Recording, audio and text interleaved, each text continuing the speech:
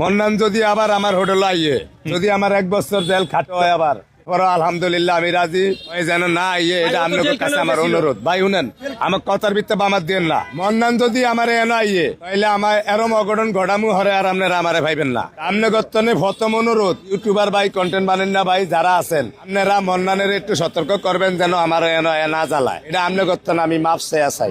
তিনি গরিব ঘরের সন্তান।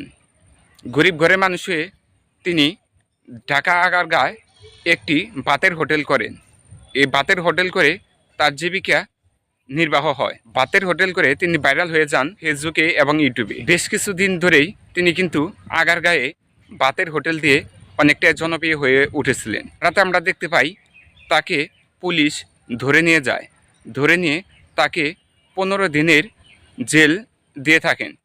জেল থেকে বের হয়ে দেখুন কি একটা পদক্ষেপ নিল এই ভাইরাল মিজান। যারা ভিডিওটা দেখতেছেন অবশ্যই লাইক কমেন্ট শেয়ার করে সবাইকে দেখার সুযোগ করে দিবেন। আমি যাবত বাইসা তাই লাগাইতে পারবো না কিলিগে আমার কোদালটা হয়েছে উল্টা পাবলিকের দিকে। মানুষে কোদাল বানায় নিজের দিকে টাইন না নিলে আতাল কাটা নিলে আমার কোদাল হয়েছে উল্টা পাবলিকের লেগে। আমার ভাইরাল হয়েছে মানুষের লেগে। আমি নিজে কোনো সময় মনে করি না যে আমি ভাইরাল। আর আপনারা যেন আমার এত হাইলাইট করছেন